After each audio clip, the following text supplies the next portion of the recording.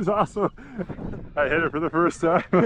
Yeah. I was like, thank God you're in eyesight. I was like, I don't know what's coming up. I know. I've never hit a technical start to a border cross like that. Usually it's one of those joke border crosses with like a couple big berms. Oh my gosh, this is gonna be terrifying. Yeah, it takes a couple tries.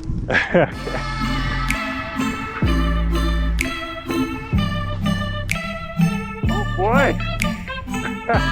So where do you usually take these kids on these on trips? It's all over BC, right? Yeah, so we followed the BC Provincial Series, and that loops around Whistler, and then it goes to Big White, and then Silver Star. Yeah. We had one supposed to happen in Mount Washington, but that ended up falling through. It's supposed to be during this time, actually. Yeah. And then we also have the opportunity to go out and follow like Air Nation, which would be like the national side of things. Right.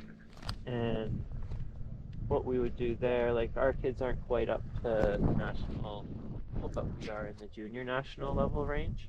So that's where we kind of focus this year with our outcome being so great. We like really over exceeded what we expected in the provincial side of things, and Yeah. kind of just went straight into junior nationals this year at the end of the season, and ended up doing quite well there as well.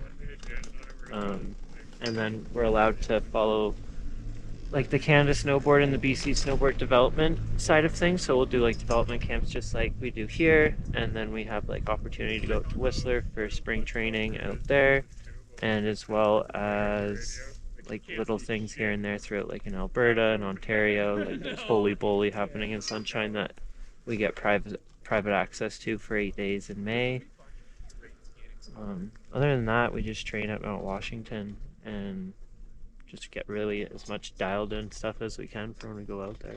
Yeah. So then I noticed there's a pretty good range of kids here. What kind of age ranges do you have for kids, and how do parents get a hold of you? Or how do kids get involved in this? Yeah, so mainly like this being our first year, we do have a wide age range. Like we pretty much have like it just keeps going up from like 9, 10, 11, 12, 13, 14, 15, 16.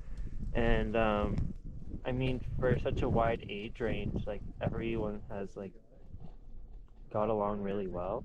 We have like a really supportive group, so that's been really helpful. And I guess the way they found out about it, I mean, I've been training with these kids for well, the majority of them for about 4 to 5 years through the VI Riders program, and that's kind of where everything started and what we recommend people to start off through. Yeah. And like go into their freestyle program through the snow school, and then once they've kind of maxed out the snow school program, this is like your next step. Yeah. And I mean, we advertise through there on Instagram, word of mouth, and I mean, a lot of it was just they've been ready for a couple of years and we pushed for it, so Yeah. we made it happen. And the VI Riders program is through Mount Washington, I assume. That's the free ride club there, or? Exactly, it's basically like the last level of the free ride program. Okay. If you want to start getting into freestyle or free riding, and it kind of gets your step in the door to start thinking about competition in a sense, and or maybe getting more time on snow and wanting to get better, not necessarily being in competition, but Yeah. it gets you ready for our program. Yeah. So, how important are the parents in this thing? Because I know, like, I played hockey growing up, and this kind of reminds me of that kind of structure where you're going to tournaments and competitions through this. I know, like, you relied a lot on the parents being able to help drive, fundraise. Like, how much of the support from parents is important to you guys? Yeah, it's huge. The parents have played a massive part in our program.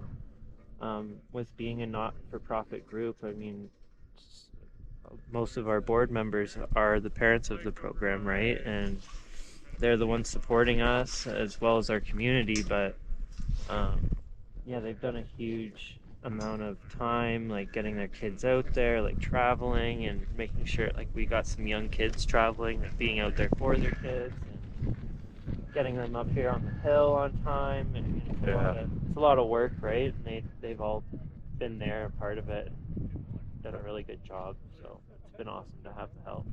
Yeah, that's good. What are your goals like moving forward, or the lessons learned you had from this year that you're hoping to like change up? I mean, this year really went smoothly.